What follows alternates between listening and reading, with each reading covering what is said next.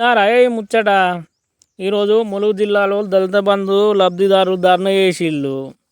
సంవత్సరం నుండి దళిత బంధు నిధులు విడుదల చేస్తలేరాట వాళ్ళవి. కాసగా ముచ్చటేదో చూడుల్లి మీరు.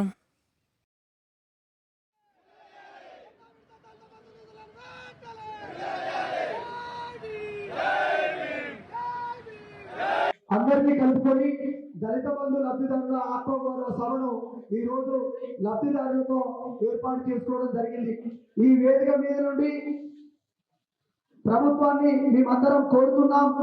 గత సంవత్సర కాలంగా ఏ రాజకీయ పార్టీ, ఏ సంఘం, ఏ కుల సంఘం, ఏ ప్రజా సంఘం ఇవ్వని అవకాశం ఇచ్చిన ఏకైక సంఘం తెలంగాణ రాష్ట్ర దళిత బంధు సాగర ఐక్య పోరాట సమితి. సంవత్సర కాలం ఇచ్చాం, బట్టి గారి కాళ్ళు మొక్కాం, అడ్డుకున్నాం, వినతి పత్రాలు ఇచ్చాం. అయినా కూడా ఈ మనసు కలుగుతలేదో మీరు సమాధానం చెప్పాలి. గౌరవ ముఖ్యమంత్రి రేవంత్ రెడ్డి గారు, ఉప ముఖ్యమంత్రి బట్టి విక్రమార్క గారు, మా ప్రాంతం నుంచి ప్రాతినిధ్యం వహిస్తున్నటువంటి సీతక్క గారు ఖచ్చితంగా సమాధానం చెప్పాలి. ఎందుకంటే రెండో విడత దళిత బంధు పథకాన్ని మీరు రద్దు చేస్తలేము, దళిత బంధు పథకాన్ని పక్కదో పట్టిస్తలేము.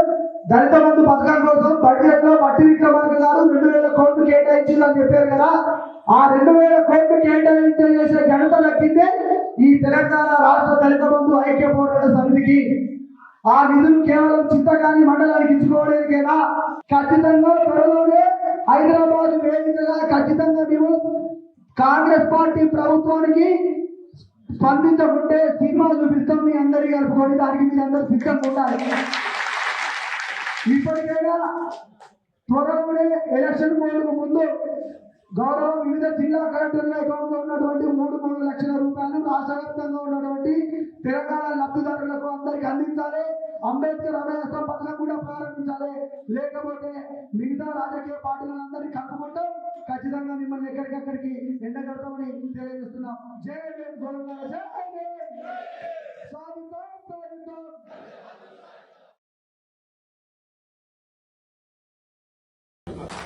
మీరు పట్టుబడితేనే మా సమస్య అసెంబ్లీకి పోతుంది. యూట్యూబ్లలో, ఫేస్బుక్లలో సీతక్క సేవలు చూసి అభిమానులు అయిపోయినా, అక్కకు ఒక తమ్ముడిని అయిపోయినా.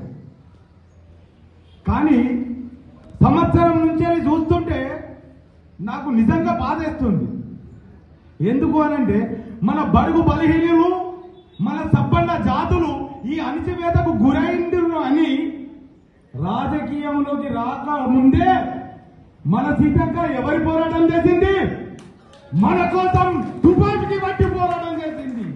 మరి అలాంటి సీతక్క ఈరోజు సంవత్సరం నుంచి 59 కులాలు కలిపితేనే దళితులమైన 59 కులాలు ఏడాది నుంచి అంగోలిద్దంటే సీతక్క నోటి నుంచి ఒక్క మాట రాలే. ఎందుకక్క? అసలు నీకు తిండెక్క తెలుపుతాయి అందక్క. గరీబోళం కడుపు చంపుకొని బతుకుతున్నావక్క. ఇడా నీకెట్లా తిండి తినబుద్ధి అవుతుందక్క?